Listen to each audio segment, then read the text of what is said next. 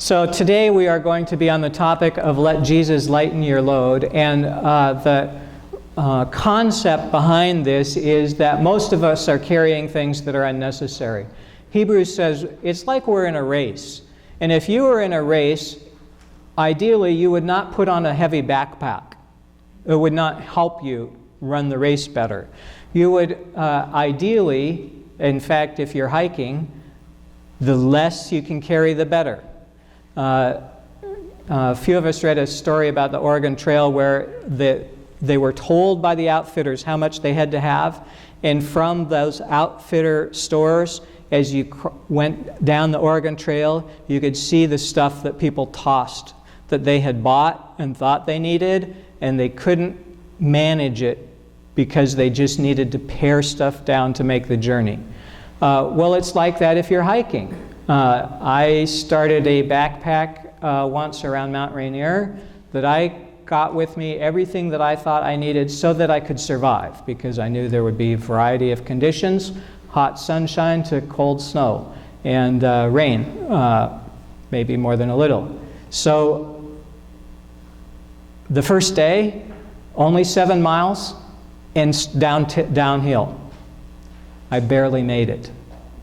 My pack was so heavy, and the way those trips work are you have to announce where you're going to camp for the whole week or 2 weeks in advance. So you can't change your mind when you're going and say, well, I can't make it that far today, I'll just go halfway. No, you have to go the whole way. I had to lighten my load. And I discovered that a lot of stuff that I thought, oh, this is essential, I really need this. No, if I had it, I couldn't have made the trip.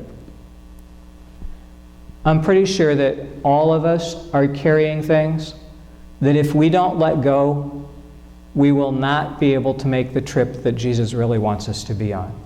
We'll still be able to go a ways. But many of us are carrying shame, or a lack of self-confidence, or a lack of faith, a wide variety of things that we can carry that are so heavy they're impeding our progress. And some of us are going only 7 miles downhill and barely able to make it, and the next day we get to start climbing some peaks, and we better get rid of some stuff to allow us to make the journey. Now, sometimes people decide to lighten loads on their own. They don't let Jesus do it. So Jesus is able to take your sin, your shame, your fear of death, lots of things Jesus can manage for you. But people, without trying to let Jesus lighten their load, if they're trying to lighten the load themselves, will often wind up throwing out things that are essential. Can't care for that baby anymore. I've got to focus on this. So we're going to hear some sailing stories. We're going to start in Matthew 11. Jesus says, "Come to me, all of you that are weary and carrying heavy burdens, and I will give you rest." Now, pay attention to what comes next, because Jesus says, if you're weary from carrying heavy burdens, Jesus will give you rest. But how is it? Jesus says, "Take my yoke on you and learn from me, for I am gentle and humble in heart." Bob Dylan, decades ago, had a song, "You're going to serve somebody." Might be Jesus, but if it's not Jesus, it's going to be something else or somebody else. Everybody serves somebody. And Jesus says, if you're going to serve him, a yoke is what you put on oxen. It's the thing that allows the movement of oxen to be transformed into useful work, as opposed to just wandering around. When you are following Jesus, you get to do work. Jesus says he's gentle and humble in heart, and the work that Jesus calls you to do will find rest for your souls and will be light for you. But what happens when people don't take the yoke of Jesus, when people don't do the things that they're called to do that would be good for them? There's a void. And in that void, they take on other yokes, other addictions, other things to try and fill the emptiness, and those are often very heavy and difficult. Jesus says, my yoke is easy, my burden is light. So how does that move in a shipping story? Here's from Acts 27. Paul is on board the ship, some other prisoners, the soldiers who are guarding them. The soldiers are in a culture where if the prisoner escapes, the soldier dies. So you have good motivation for making sure the prisoners don't escape. And the sailors, who are making sure that the boat gets where it should go, and the owner of the boat. We were being pounded by the storm so violently. I don't know if you've been in a bad storm or not. Queen Charlotte Sound is, if you go from Seattle to Alaska, you're probably going to go through Queen Charlotte Sound, a stretch that is fairly open to the ocean and usually rough. I've been on it on a full moon where it was rolling waves, completely flat, and whales were surfacing in the full moon. It was extraordinarily beautiful. But that's not what Queen Charlotte is normally like. Normally, you're just happy if you finally make it through it because the waves come from a couple different directions sometimes. The wind's blowing one way, and you get smacked around pretty good. That's on a good day. And then it can be violent in there. And further out in the ocean, you can have a wave that's so high you can't see anything else. They were being pounded by the storm so violently that on the next day, most of you have been in storms where you've gotten out after a few hours. This was a storm they were still caught in it the next day. And on the next day, the sailors began to throw the cargo overboard. So what is the cargo? The cargo is the purpose of the trip. The sailors are throwing out their chance to work for that company again. Because the owner of the ship, he gets money, or she gets money, from the cargo being delivered. When the cargo gets tossed overboard, that's no good for the owner of the ship. But the sailors, to save their own life, recognize that this is a burden. The cargo that they've got, too heavy, we're not going to keep it. They jettison the cargo. The next day, they throw off the ship's tackle. If you're a fisher, if you go fishing and you throw your tackle overboard, you'll recover. But if you're on a ship in the ocean, the tackle doesn't mean how you catch the fish. The tackle is what the ropes that allow you to have sails. They're throwing overboard the ability for them to steer the ship and to go somewhere other than where the storm's going to take them. When they throw the tackle overboard, the only hope of getting to land is the wind blowing them there. They threw it overboard. Because they were so afraid, they figured this is too heavy, we can't keep it. The Bible, in lots of places, gives you a guide, an interpretive guide. It says, this king did so-and-so, it was a bad decision. Or this king did so-and-so, it was a great decision. In this story, we don't have the interpretive guide. So we don't know from God's perspective, were they really that bad off? I mean, I know we know they felt they were that bad off. These were not the prisoners who threw the tackle overboard. These were not the guards who threw the tackle overboard. These were the sailors who knew how to sail and knew the essential nature of having the tackle. Did they make a right decision? Hard to know. They certainly didn't know what Jesus would have done in that situation. And they didn't do that. When neither sun nor stars appeared for many days, and no small tempest raged, all hope of being saved was at last abandoned. Everybody on the ship decides, we're just going to die. There's no hope. We're not going to make it. If you've ever been out sailing, if you're a sailor, you'll sign up for the next voyage, in spite of a storm like this. So it may be that if you are on land most of the time, that you will get in this kind of calamity and sign up for the next adventure. Or maybe going through something like this, you'll say, never again.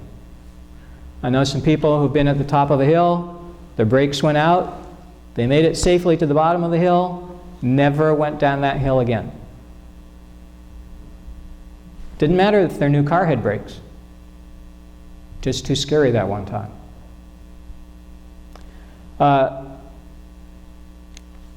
Luke 8. Here's what Jesus did in the situation. Jesus said, let us go across to the other side of the lake. So just so you know, they're going to wind up in a storm, and Jesus is the one who put them there. So sometimes if your life is getting out of control and a little too rocky, and Calvin is standing there and you're feeling a little seasick because you're watching someone else and thinking, oh, this is too much, Jesus sent you there. It's okay. Anyway, Jesus sent the disciples there. Let's go to the other side of the lake. While they were sailing, he fell asleep. Some of you know this Jesus quite well. You're talking to him, and it just doesn't seem like he's responding very much. Maybe that he's so comfortable with you that he doesn't need to be awake. Make up your own mind. While they were sailing, he fell asleep, and a windstorm swept down on the lake, and the boat was filling with water, and they were in danger. Is there anyone here who can sleep like this? I would not.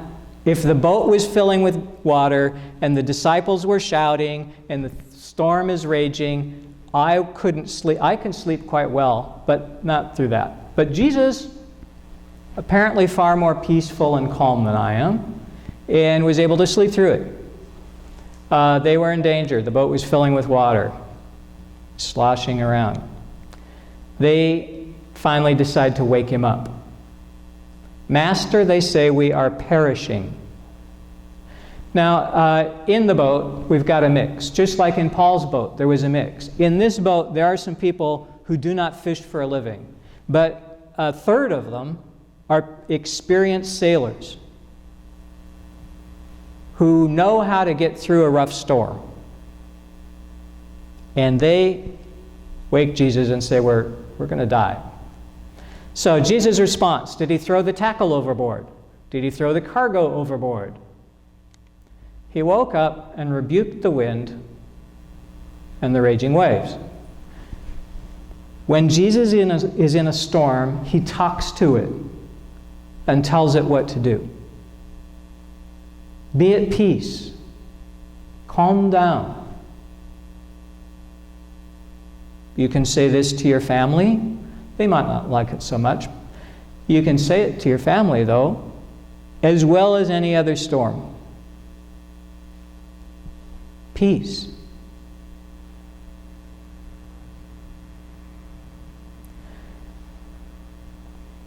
Jesus not only talks to the storm, he talks to the disciples, and he has something different to say to them.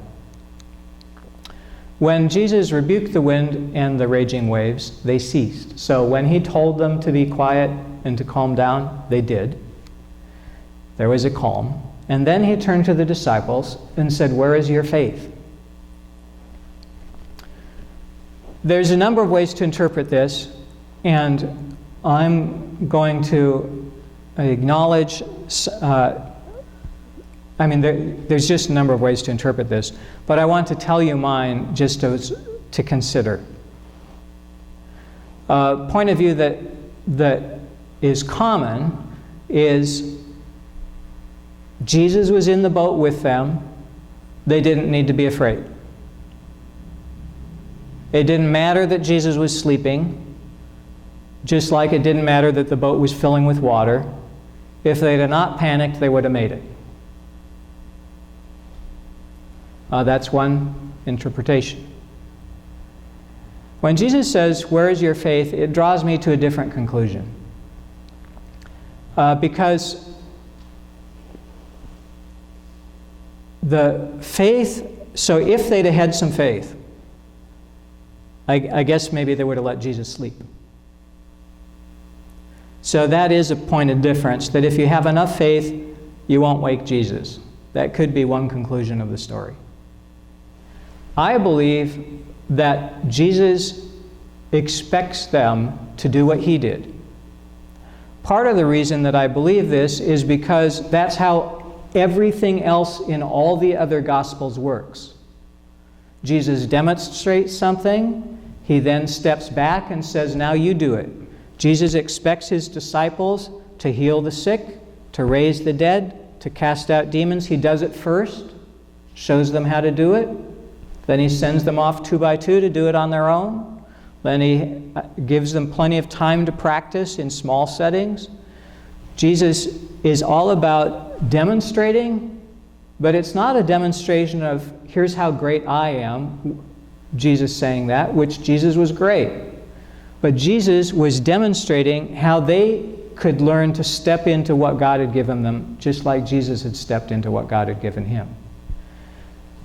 Jesus, throughout his ministry, showed people compassion and had his disciples show compassion. Showed people mercy, expected his disciples to show mercy. Took amazing actions causing miracles, expected his disciples to be able to do it. So I think that this story is not an outlier, something different from every other story in the book, but is right in keeping with that theme. Jesus calmed down the storm by speaking to it. And I think when Jesus said, "Where's your faith?" the disciples could do it too. So I encourage you to try it sometime. To speak to a storm. And hopefully you'll try it before a hurricane is imminent, about to destroy your house. So when you see a group of people fighting in a grocery store, as you walk by them, you don't have to say anything out loud. You can, as you walk by them, say peace, inside, quietly, to yourself. Peace. Be at peace. See what happens. I think you'll find, if you try it, that you can calm down storms. That Jesus, what he was able to do, because you have Jesus in you and the power of the Holy Spirit in you, you can do. And yes, Jesus is better at these things than we are, most of the time, right? But we have the opportunity to try it out and to improve and get better. And one of the things that happens, or that's built into you getting better, is that you won't do it right some of the time. You'll fail. You'll get it wrong some of the time, just like Jesus' 12 disciples. Jesus had to correct them every now and then, put them back on the right path. Jesus might have to do that for you. It's worth it to be in relationship with Jesus. All right, so Jesus, when he's in a storm, he calms the storm. I think he expects his disciples to do it too. But that's my opinion on this passage. That's how I interpret it. Acts 27. How did Paul get into that horrible mess on the water? Since much time had been lost and sailing was now dangerous, so they were in a harbor talking about what should we do. And the harbor they were in was a lousy one.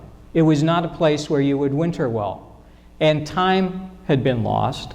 And so this may fit your businesses, your school. It's too late, really, to do the things that you need to do. So then what are you going to do about it? And some people will say, we can make it. It's a triple diamond, and I see that the snow is almost all melted, but we can do it. Since there was much time had been lost, sailing was now dangerous, Paul speaks up. He's a prisoner, right? He says, the voyage will be with danger and much heavy loss, not only of the cargo of the ship, but also of our lives. One of the troubles with hearing a prophetic word is that often it comes from someone who's not in charge. And you have to realize, will you trust the sailors who have all the experience, or the owner of the ship whose prosperity is at stake, or the captain of the ship who is in charge? The centurion who could have decided this paid more attention to the pilot and the owner of the ship than to what Paul said. Happens sometimes. You hear a clear word from God, you discount it. What would that guy know? What would that woman know? Since the harbor was not suitable for spending the winter, the majority was in favor of putting out to sea on the chance. You may run your life like this. You definitely know people who do. Oh yeah, I can see there's a 2/3 chance that I'm going to flame out if I try this, but I might make it. On the chance that somehow they could reach Phoenix, safe harbor. When a moderate south wind began to blow, they thought, this is it, we can do it. They thought they could achieve their purpose. We were at, when I was quite young, grade school, we went out to Hot Springs. This is in Alaska. We had not a ship, but a boat. And our time ran out at the Hot Springs. We left to go home. Mom looks ahead at the waters ahead and said, oh, look, there's whales spouting. And it wasn't whales. It was waves coming from one side, meeting waves coming from the other side. And there was us, those waves, and home was on the other side. They thought they could achieve their purpose, but soon a violent wind called a northeaster rushed down from Crete, and the ship was caught. And once you're in a situation like this, you may want to be out. I went hiking in the winter, some snowshoeing one winter. It was tough going through the woods. But there was a great, easy path straight up the mountain and I was on that because it was such a good, and in the middle of it, I realized, no. The reason there's no trees here and my way is so easy is because this is an avalanche zone. And I changed my mind about where I wanted to be. But I had to very carefully get back into the trees and start bushwhacking again, even though it was way harder. There are times when you aren't able to get off the mountain. You've blundered onto avalanche zone. You took one step too many. Your fate's out of your control at some point. You're just going to have to ride it out. Try and stay above the snow or the water, whatever you caught in. We gave way to it and we're driven. We are going to continue looking at this story next week when the ship, before it arrives on land. But I believe that there's value in just what we've looked at so far. That for those of you who won't be able to be back, you can check out the conclusion on the internet, but you don't have to do that, I believe, to get tremendous value out of this.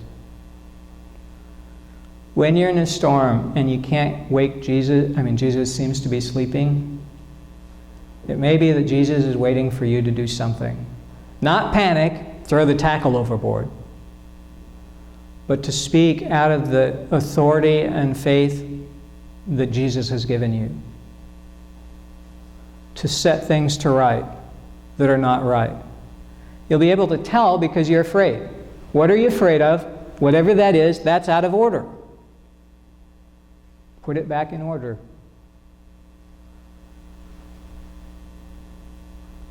We're going to take a moment for prayer.